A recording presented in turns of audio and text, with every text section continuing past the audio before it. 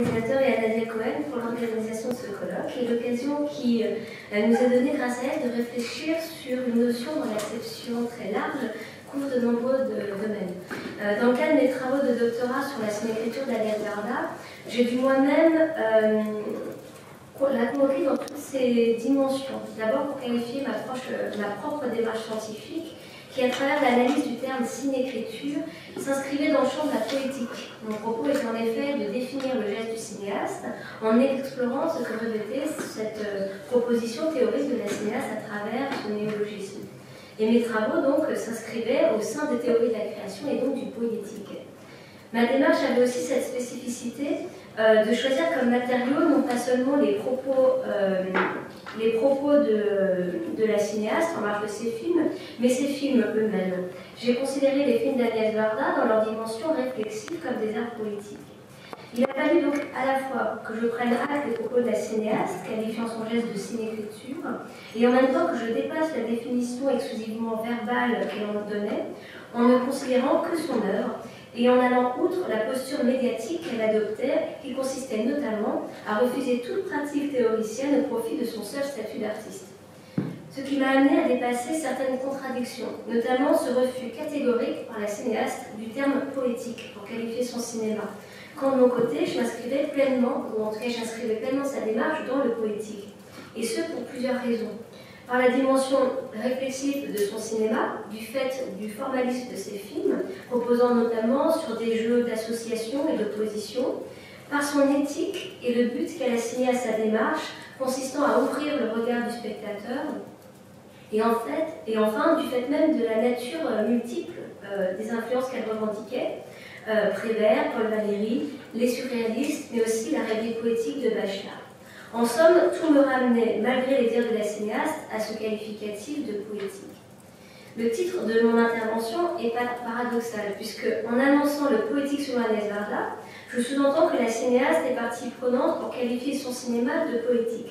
Or, il n'en est rien. Je ne dis pas que son cinéma n'est pas poétique, mais que la cinéaste n'utilise pas le terme, tout en fondant son cinéma sur, d'après ses mots, sur un jeu de regard et de style qui caractérise selon moi la dimension poétique de son cinéma. Alors je vous propose aujourd'hui de faire dans un premier temps le constat de cette divergence de perception de son œuvre autour de la notion de poétique. Et je vous ai fait passer un petit florilège de ces citations, en opposant d'un côté la manière dont la réception critique a abondamment et très naturellement usé du terme poétique pour qualifier ses films, et de l'autre côté, le rejet total de cette notion par Varda. J'en expliquerai les raisons, et je proposerai à partir de là une définition de ce qui fonde, selon moi, son cinéma poétique. J'ai travaillé à partir d'un relevé des occurrences des termes poème, poésie, poétique et poète, qui auraient pu être encore plus exhaustifs dans la réception critique de l'œuvre d'Agnès Varda. Et à partir de cet inventaire, j'ai pu dresser une typologie de ces emplois. J'ai tout d'abord remarqué que le terme est récurrent et employé tout au long de la carrière de la cinéaste, depuis La Pointe Courte en 1954 jusqu'au Plage d'Agnès en 2007. Les termes de poétique, de poésie, etc., est utilisé quel que soit le format, que le film soit court, que ce soit un long métrage, et que les films soient de fiction ou qu'ils soient de documentaire. Mais j'ai remarqué tout de même que dans le cadre des fictions, le terme se colore souvent étrangement d'une dimension plus péjorative, parce que la dimension poétique est dans ce cas suspectée d'artifice. Ainsi, dans la 6e occurrence, le film de fiction documentaire de 1981, qui raconte l'exil d'une femme française avec son fils, que le mari a quitté une fois arrivé aux États-Unis, est-il critiqué pour les jeux de mots trop faciles, les approximations lexicales auxquelles la cinéaste s'adonne, évoquant la douleur de cette femme. Le film est ainsi dit volontaristement poétique, voire poétisant. Cette critique s'inscrit dans la même lignée que la suivante, qui loue certes une bouffée de poésie, pour l'occurrence 7, que constitue le court-métrage documentaire L'Édith Cariatide, tout en critiquant le commentaire Jugé Nièvre, mais qui est pour le coup proprement poétique, puisque le filmage des statues s'accompagne aussi de la lecture de vers de Baudelaire. Le terme de poésie, dans ce cas-là, est véritablement associé à son origine littéraire et l'on ne pardonne pas à la cinéaste des commentaires et des jeux de mots moins poétiques que ne peuvent l'être certaines de ses associations d'images. L'une des rares occurrences amélioratives du terme poétique, donc pour l'occurrence 3, assignée à un film de fiction, se fait sous la forme d'une antiphrase, notamment pour le film Les Créatures. Ce film fait un véritable échec commercial. Le film rencontre dans une atmosphère semi-fantastique des méandres de l'imaginaire d'un écrivain, interprété par Michel Piccoli, qui ne parvient pas à écrire, qui reste reclus dans son manoir de l'île de Noirmoutier, et qui s'oppose à l'occasion d'une partie de dames, à un notable maléfique de l'île, aux instincts destructeurs. L'écrivain est marié à une femme muette, interprétée par Catherine Deneuve, enceinte, qui ne retrouve la parole qu'une fois son enfant né. Bref, le film est jugé trop complexe et la parabole sur les difficultés de la création trop explicite. Henri Langlois défend malgré tout, dans la troisième occurrence du film, suivant l'idée défendue par la politique des auteurs qu'il n'y a pas d'œuvre mais que des auteurs, et qu'un mauvais film vaut toujours mieux qu'un film de Tachereau. Et il écrit ainsi: votre film est aussi idiot que Jean Renoir, aussi mauvais que Rossellini, aussi peu poétique que Méliès. Associant donc poésie et bricolage, et les effets spéciaux fantastiques du film au trucage de Méliès en son temps. Le terme poétique retrouve une dimension laudative dans le cadre de films de fiction seulement lorsqu'il est associé à un montage d'images. C'est d'ailleurs en référence à la pratique surréaliste du collage que, dans l'occurrence 8, Claude-Marie Trémois, dans le Télérama, compare à une poésie quasi surréaliste, je la cite, le court-métrage de fiction 7 pièces cuisine-salle de bain, un film construit comme une visite immobilière rêvée d'un ancien hospice, film que la critique assimile au premier court-métrage dans la même veine d'Agnès Varda, comme l'Opéra Mouffe en 1958. Toutes les autres occurrences du terme portent essentiellement sur la dimension documentaire du film, pour signifier la manière dont le regard de la cinéaste, par son formalisme, parvient à transcender et sublimer le réel.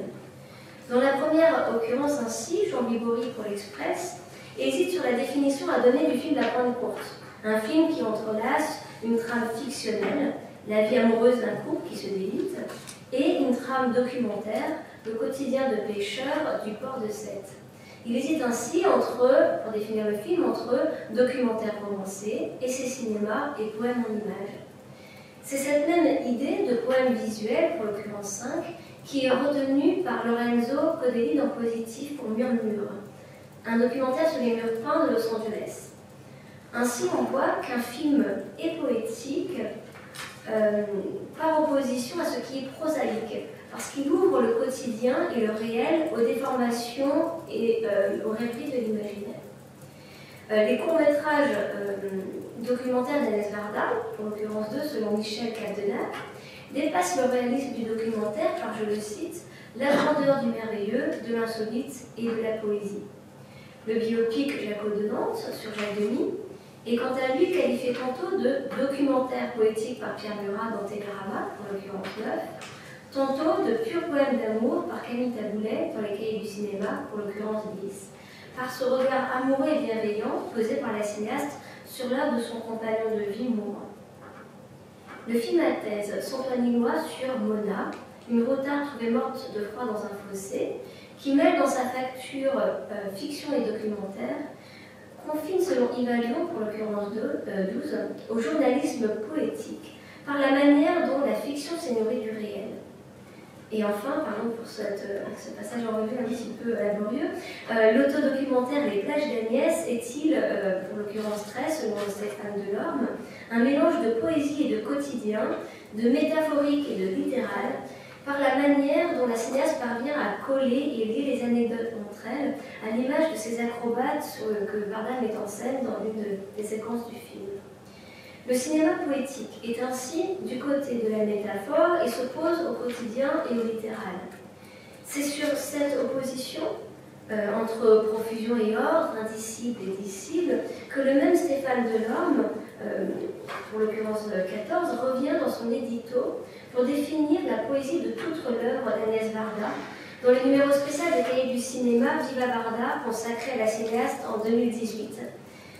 Il dit que sa poésie est libre et éparpillée, mais qu'elle est aussi intellectuelle, parce qu'elle demande ordre et rigueur. Il finit ainsi par l'idée que dans son cinéma, l'air circule. Et pour que l'air circule, et pour rendre ce cinéma poétique communicable, il faut un édifice conscient et pensé qui fait, je le cite, tenir l'ensemble debout. Ainsi, dans les autres occurrences, notamment 4 et 8, les critiques ont aussi qualifié le film de poétique en jugeant l'effet du film sur le spectateur. Le cinéma d'Agnès Varda n'est pas seulement poétique par la façon dont son regard transcende le réel, mais aussi par la manière dont elle transforme le spectateur en poète. Ainsi, les films Les Créatures, qualifié de troublant et curieux, est aussi défendu par Samuel Lachis dans l'Humanité, pour l'occurrence 4, pour sa liberté formelle, qui ne l'apparente à aucun genre connu, et je le cite, que ressentiront mieux les poètes. Claude-Marie Trémois, de même, dans Télérama, font la dimension poétique du court-métrage 5 pieds de cuisine, salle de bain, sur la bascule permanente opérée par la cinéaste entre le rêve et le réel, pour l'occurrence 8. Alors je la cite, elle dit « La caméra d'Agnès Varda recrée un passé de rêve plus vrai que la réalité. L'insolite devient normal, le surréel n'est que la face cachée de la réalité, et Varda rend poète le plus prosaïque des spectateurs. » Ainsi, les critiques ne s'y trompent pas. Le cinéma poétique n'est pas un cinéma littéraire. Il ne suffit pas à un film de citer des vers poétiques pour devenir poétique. Lorsqu'il l'est, il l'est cinématographiquement, parce que le regard porté sur le monde par la cinéaste, par le documentaire notamment, ou son empreinte sur le monde, son style, pour la fiction, font ressentir la beauté des choses. Et que, subséquemment, le regard du spectateur s'ouvre sur une autre réalité qui éveille son imaginaire. C'est sur ce présupposé littéraire que le malentendu entre la critique et la cinéaste repose selon moi, et motive le refus catégorique de la cinéaste d'utiliser cette notion qu'elle juge trop éloignée de l'ontologie du cinéma et du geste spécifique du cinéaste. Quand Agnès Varda propose ainsi le néologisme de cinécriture pour définir le geste du cinéaste dans les années 80, années pendant lesquelles la déconstruction fait florès aussi dans les études cinématographiques, avec notamment les travaux de Claire Popard-Spinellier, qui utilise dans le même temps cette notion pour caractériser, je la cite, la forme hiéroglyphique de montage, pour le film notamment d'À bout de souffle. La volonté d'Agnès Varda est alors de n'assujettir le cinéma à aucun autre art, pour souligner au contraire la spécificité de sa matière d'expression. C'est ainsi en comparant le geste du cinéaste avec celui du poète, mais pour mieux s'en distinguer, qu'Agnès Varda essaie, au détour d'un entretien de 1981, de forger pour la première fois le terme cinémature, qui deviendra cinécriture, pour l'occurrence 15. Alors je cite qu'un passage. Il me semble qu'il y a des choses à chercher. Un cinémature, je n'ai pas trouvé d'équivalent d'écriture. Quelque chose qui serait du cinéma et des mots. Des images en tant que mots, avec leur signification propre, sans être liées par une syntaxe, un écrit ou une logique. De même qu'en poésie, on utilise des mots en tant que mots plus que les phrases que forment ces mots. Une fois bien forgé le terme de cinécriture, qu'elle utilise pour signer notamment les génériques du court-métrage documentaire Ulysse en 81, puis le long-métrage de fiction Santoine Nilois en 85, elle revient une dernière fois sur la définition de ce terme qui figure à la lettre C de l'abécédaire ouvrant l'autoportrait de Varda par Agnès en 94. Il s'agit de l'occurrence 16. Je ne cite que la fin. Le début et la fin. J'ai lancé ce mot et maintenant je m'en sers pour indiquer le travail d'un cinéaste. Il renvoie à leur case le travail du scénariste qui écrit son tourné et celui du réalisateur qui fait sa mise en scène. Et un peu plus loin, un film bien écrit et également bien tourné, les acteurs sont bien choisis, les lieux aussi. Le découpage, les mouvements, les points de vue, le rythme de tournage et du montage ont été bien sentis et pensés comme les choix d'un écrivain. Phrases denses ou pas, type de mots, fréquence des adverbes, alinéa, parenthèse, chapitre continuant le sens du récit ou le contrariant, etc. En écriture, c'est le style, au cinéma, c'est la cinécriture. Alors, si le terme de cinécriture est construit à partir de la notion littéraire d'écriture, c'est, une fois revendiqué un langage cinématographique propre par le cinéaste, pour mieux s'en distinguer. La cinécriture ne se fait pas au moment de l'écriture du scénario, forme la plus littéraire du film, mais à toutes ses étapes, et en prenant en compte toute l'hétérogénéité de sa matière d'expression. Non pas seulement des mots, mais des lieux, des acteurs, un rythme de tournage et de montage. Ce purisme explique pourquoi la cinéaste, la même année, refuse catégoriquement la notion de poésie, comme entrée pour la lettre P de son abécédaire, dans un entretien avec Bruno Chival et Michel Ciotat pour la revue Lamelight, qui en emprunte la forme. C'est l'occurrence 17. C'est ce qu'elle dit, je vais aller un petit peu trop vite, ça. Mais pour l'occurrence 17, elle dit pour P comme poésie, je ne commenterai jamais poésie. On ne peut pas faire de la poésie. Quand on entend dire poétique, il faut ouvrir la porte et partir en courant. Il ne faut pas laisser dire cela. En revanche, pour P, je peux vous dire poésie des autres, poèmes qui sont dans ma tête, que j'ai lus, que j'ai aimés, qui me viennent parfois à l'esprit, à la place de quelque chose que je ne sais comment exprimer. J'ai fini mon livre comme ça, spontanément, sur 3 lignes du cimetière marin de Valérie, qui me sont venues comme un coup de vent. Un poème, c'est comme une porte qui claque et qui fait du bien, le courant d'air, et le claquement de porte dont on a besoin de temps en temps quand on est dans le réalisme du quotidien. Il est vrai que la poésie, celle d'Aragon, de Baudelaire, de Rilke, de Prévert, de Valéry, est très présente dans l'œuvre de Varda, au même titre que les autres arts, comme sont la sculpture ou la peinture, que Varda cite abondamment dans ses films. En parlant de la poésie des autres, c'est aussi une façon pour Varda de ne pas ouvertement, directement revendiquer la sienne, même si elle tend par là un miroir sur sa propre pratique. Et Varda, dans cet entretien, de parler des poèmes des autres, comme les critiques parlent de la sienne, comme un courant d'air, qui parcourt le quotidien ou le réalisme d'une structure bien pensée. La poésie, pour Varda, compense le réalisme du quotidien. Elle s'oppose au prosaïsme qu'elle complète à la fois en lui donnant un degré supplémentaire de réalité. Et dans son abécédaire, donc de son autoportrait de 1994, on trouve tout naturellement, à la place du P comme poésie qu'elle fuit, une entrée spécifiquement cinématographique, P comme prise de vue, dont certaines lignes auraient convenu à une entrée P comme poésie. Alors, ces lignes, à la fin de l'article, c'est bien en tournant qu'on a pris sur la réalité, même si c'est pour la déformer ou la sublimer. Et pris celui qui croyait prendre, réaliser des prises de vue, il réalise la réalité. Comme dans toute l'œuvre d'Agnès Varda, l'antithèse et l'oxymore règnent. Après cette envolée poétique, succède de nouveau dans cet abécédaire le prosaïque. Cette entrée est ainsi suivie de l'entrée Q comme que, dont la tonalité prosaïque s'oppose à celle du P comme prise de vue, puisque l'article se termine par cette image crue de la lettre Q, qui graphiquement est un trou rond avec une queue dedans, et dont les termes semblent réaliser le mouvement réversible énoncé précédemment dans l'adage tel est pris celui qui croit les prendre. Ce mouvement est lui-même perpétué et répété par l'article R comme repique, qui consiste à combler un trou, et par les 3 photographies qui font de l'alliance fructueuse entre le réel et l'irréel, la prose et la poésie, une étreinte amoureuse entre le masculin et le féminin. Dans Plaisir d'amour en Iran, Varda confronte d'une façon équivalente le poétique et le prosaïque. Ce court-métrage constitue ce que Varda nomme une bulle de rêverie dans le long-métrage de fiction Une chambre l'autre part, réalisé en 1976, un film féministe qui suit le destin de 2 femmes, l'une Suzanne, qui a des enfants et travaille au planning familial, l'autre Pomme, une chanteuse qui vagabonde et s'amourache d'un Iranien. La chanteuse Pomme, en vacances en Iran avec son amoureux, envoie à son amie Suzanne ce court-métrage comme une carte postale. Et au vers poétique que son amoureux Darius énonce devant la magnificence des lieux qu'il visite, Pomme lui répond par un poème sur la queue écrit sur du papier cul. Alors je vais vous montrer cette...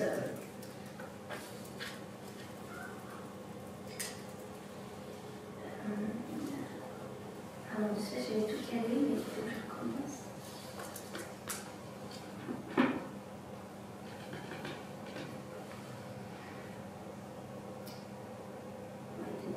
Là, c'est cette pièce qui est une salle de bain.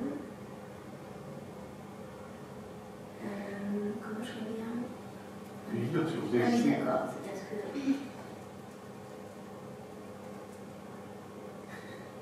Désolée.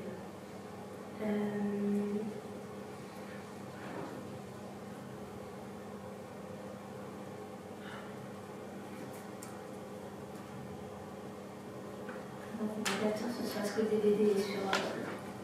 Ouais.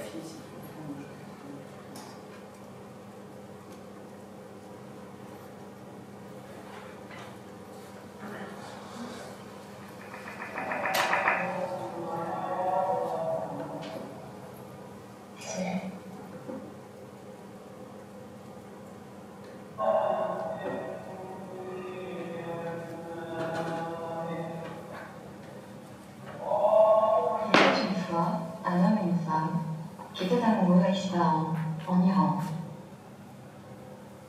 Ébloui par la beauté des mosquées qu'il visitait, et troublé l'un par l'autre, il découvrait que l'architecture et la décoration étaient très précisément à la mesure de leurs émotions voluptueuses. Ils éprouvaient les effets de la délicieuse harmonie entre nature et architecture, entre corps et décor. Alors je vais directement au poème ensuite. Afghanistan je jala tylko naszego naszego dla nas zapisane całe structure papier. Toutes les lignes de ton plan sont des arabesques de mon jardin imaginaire. Non, attends. Je vais te dire un autre poème. Sous ma tête, quand je serai endormi pour toujours, je veux que l'on place ce petit sachet qui contient avec un peu de terre de Fopella, ce rouleau de soie sur lequel j'ai inscrit tous les noms secrets que j'ai donnés à Nadia, alors que ma main parcourait son corps étroit et onduleux. Aucun, c'est quoi ta raison? C'est beau ça, pas longtemps. Oui, très beau. Tiens, moi aussi, je vais t'écrire un poème.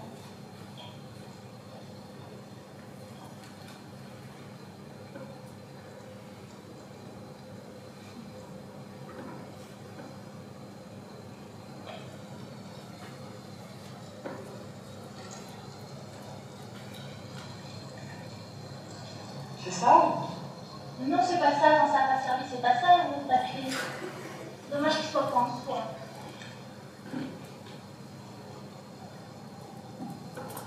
Moisie, ça peut me plaire. Elle brille au soleil levant, douce comme plume et fière comme un vent. Ah, c'est pas sérieux, tu veux? C'est super, c'est gai, mais c'est pas sérieux. Ça va pas bon. Je ne comprends rien à ça. Et si c'était réciproque? Alors je vais vous montrer un dernier. Alors ensuite Ou alors un poète qui pourrait dire comme il a: je rêve d'un jardin, je rêve, mais j'aime justement.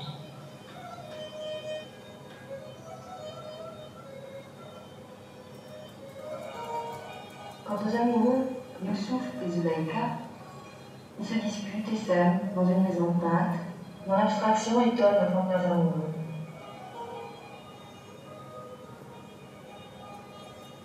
L'un perçant décidément va de l'extrême plaisir à l'extrême rigueur.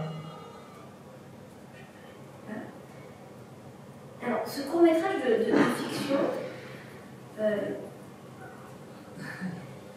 correspond au regard qu'Agnès Varda a porté elle-même sur l'architecture qu'elle découvrait à cette occasion lorsqu'elle se trouvait en Iran, et dont le commentaire initial, énoncé par Thérèse Lyotta, celle qui interprète le personnage de Suzanne dans le long-métrage qui enseigne ce court-métrage, se faisait l'écho. Alors je cite Varda au sujet de ce film: quand j'ai vu en Iran soudain tous ces sexes minarets, tous ces nichons d'ôles, cette sexualité de l'architecture étalée dans les lieux sacrés où l'espace est vraiment sublime, j'ai eu envie d'utiliser ce regard pour dire de façon indirecte, en forme pure, les voluptés de l'amour. Ce qui est poétique dans ce court-métrage, ce n'est... je suis pas dans les...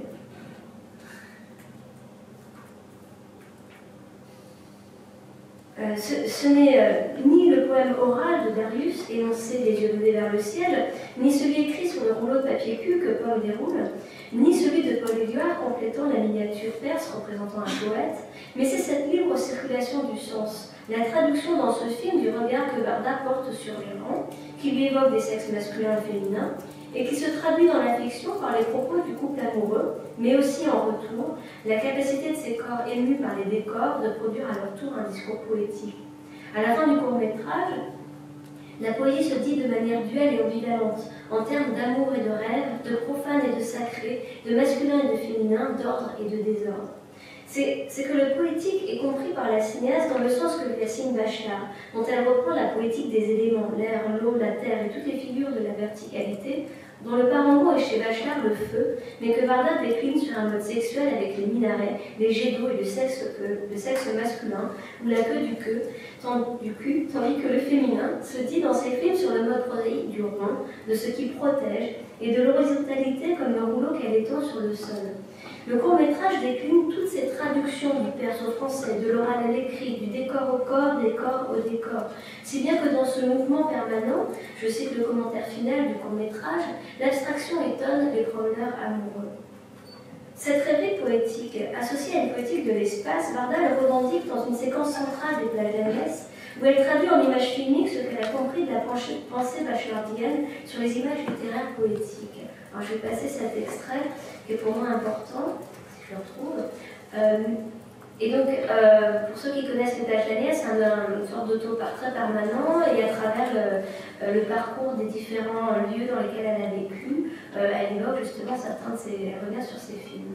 Et donc, dans une séquence pendant laquelle elle monte en barque jusqu'à Paris, elle évoque justement sa sortie de l'adolescence.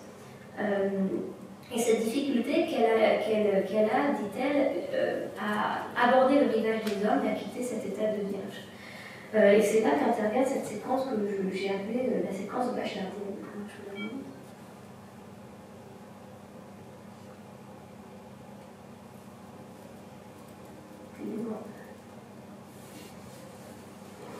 Je connaissais peu de garçons. J'étais tendue, secrète, complexée, tout m'intimidait. Et je devais régler un problème. Comment aborder au rivage des hommes qui me faisaient peur, qui m'intimidaient et dont j'avais une mauvaise image. Il me fallait quitter l'état de vierge, trouver un homme qui ne serait que celui de cette décision essentielle. En rêverie, un inconnu attentionné, en vrai, un adulte attentionné. Rien n'était mieux que les poètes et les peintres surréalistes. L'amour fou, et aussi Baudelaire, Rilke, Prévert, Brassens. On tentait le hasard, on jouait aux cadavres exquis.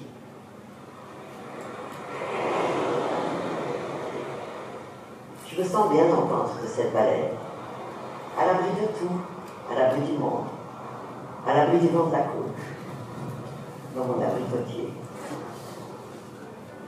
Je crée aujourd'hui des images qui m'ont habité depuis longtemps, depuis que j'ai suivi les cours Bachelard à la Sorbonne.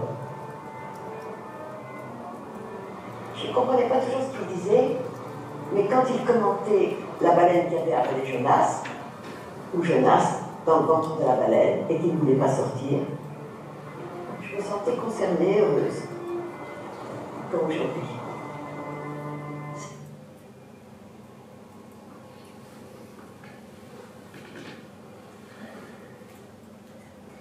Dans cette séquence, Varda performe le contexte du prophète Jonas, réfugié dans sa baleine, que Bachelard, dans La Terre et les rêveries du repos, utilise pour schématiser le fonctionnement de notre psychisme, qui est ambivalent, composé d'une part féminine, qui nomme l'anima, règne de l'inconscient et de l'informel, symbolisé par le rond, et d'une part masculine, l'animus, organe de l'esprit, de la création formelle, de tout ce qui est de l'ordre de l'extériorisation, du dissible et du conscient, symbolisé par le carré.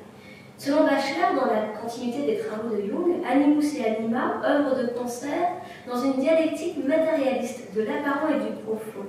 Et cette dialectique transforme les images qui passent du règne des formes, animus, au règne de la matière, l'anima, et qui relie le rêveur à l'inconscient collectif en accédant aux archétypes. Je vous fais un résumé vraiment rapide. Mais dans les plages d'Agnès, ce sont justement des problématiques sexuelles pour la cinéaste qui se dit à cette époque vierge et qui se demande comment aborder au rivage des hommes, qui introduisent la performance de ce complexe au gré de laquelle le masculin, représenté par l'homme de l'eau de Francis Bacon, et le féminin, suggéré par le photomaton surréaliste, la femme cachée dans le breton, se font face. Cette ambivalence est démultipliée dans les plans qui suivent par la confrontation oxymorique de l'extérieur et de l'intérieur, de la rondeur de la baleine et de la verticalité des pins en surimpression, de la bouche de la baleine en surimpression de sa queue, par les travings gauche-droite des peintures surréalistes et les travings droite-gauche autour de la baleine en surimpression, qui œuvrent ensemble de concert, le tout filmé sur une plage, celle de Sète, dont la colline est dite en forme de baleine, redoublant encore ce jeu de l'un dans l'autre et de réversibilité permanente. Le dialogue de la cinéaste lui-même concentre cette poétique dans le seul calembour abricotier, lorsqu'elle déclare « Je me sens bien dans le ventre de cette baleine, à l'abri de tout, à l'abri du monde, à l'abri du vent de la côte, dans mon abricotier ». Le mot balise, abricotier, fait d'elle l'intériorité de l'abri et l'extériorité de la côte, la rondeur de l'abri protecteur et la verticalité de l'arbre fruitier, autrement dit l'animal d'un côté et la mousse de l'autre.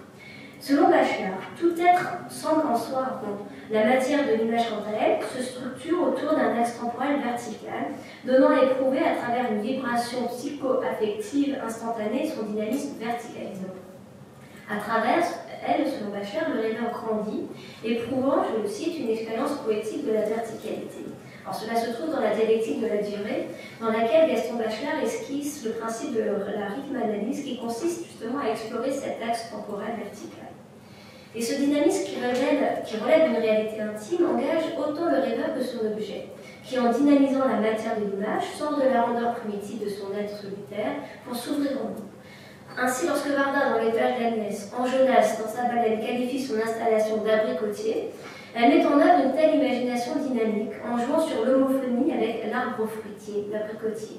Varda déforme cette image poétique, qui évoque la rondeur protectrice de l'abri, où elle se trouve, en une forme verticale signifiante, s'ouvrant sur le monde, auquel elle offre ses propres images, comme l'abricotier offre ses propres fruits. Une fois debout par la force de l'imaginaire, l'être devient parole qui imprime de son style le monde, tout en appelant à des images nouvelles qui nourrissent en retour son imaginaire et lui redonnent des ailes. Et là, je cite Bachelard dans L'air et les songes. Lorsqu'ainsi je mets face à face, regard et style pour définir la dimension poétique du cinéma selon Varda, c'est pour d'une part reprendre les termes propres de la cinéaste, selon laquelle, je la cite dans son autoportrait, le regard fait l'auteur et la vie d'intérieur fait le style, mais c'est aussi pour tracer, j'emprunte sciemment le terme à la déconstruction, dans la filiation de laquelle la cinécriture s'inscrit, pour tracer donc cette espèce de jeu entre le monde extérieur et soi, entre l'artiste et le spectateur, face à cette image qu'il a resémantisée et dont il suspend à la fois le sens. Le cinéma poétique, selon moi, repose sur ce geste d'attente et de suspension du sens, que la dimension hiéroglyphique des images que la cinéaste revisite enclenche en introduisant une sorte de bouger, au point de croisement entre le réel et le fictif, entre soi et les autres. Varda reprend la poétique bachellardienne, mais pour l'étendre non plus seulement aux images littéraires, mais à toutes les images que l'artiste travaille pour se révéler, lui, mais aussi pour en accroître le sens, pour en étendre le champ sémantique et le rendre disponible en retour à la rêverie du spectateur. On retrouve là la vision formaliste du cinéma poétique, qui consiste à augmenter la difficulté de perception de la forme pour en accroître l'étrangeté et la rendre plus sensible. Mais elle se double chez Varda d'une dimension éthique, par la dimension phénoménologique et intersubjective de sa poétique, qui ouvre une sorte d'espace de communication réversible dans lequel chaque interlocuteur tour à tour va fabriquer du sens. Varda habite dans ses documentaires le monde dont il s'agit de saisir les images de la même façon qu'inversement dans ses fictions, elle habite les images qui interrogent. La visite rêveuse et surréaliste par la cinéaste de l'hospice de la fiction, cette pièce cuisine-salle de bain, dont les murs résonnent encore des mots de ses anciens pensionnaires, s'achève ainsi sur une porte qui claque comme un poème. Et cet ajout du sous-titre à la fin du film, à saisir, comme une invitation au spectateur à parcourir à son tour le lieu du film de son imaginaire. Suivant une logique inverse, et dans la continuité de la réalisation de ce même court-métrage, l'enquête documentaire, qui a présidé au tournage de ce qui deviendra la fiction Sans toi ni loi, va perdre son sous-titre, son titre initial à saisir, à partir du moment où le personnage de Mona et la forme du film se fixent, tandis que pour le spectateur, le corps de Mona est une énigme vivante qui erre sans toi ni moi. Le pacte poétique du cinéma de Varda repose sur ce mouvement permanent de va-et-vient entre les images des autres du documentaire, dans lequel le regard de la cinéaste élève d'un ton la réalité, et ses propres images de la fiction dont les corps errants des personnages véhiculent un style qui interroge. Mouvement que la cinéaste symbolise par l'étreinte amoureuse, le geste de prise et de reprise de la repique, ou ce vent qui fait claquer les portes.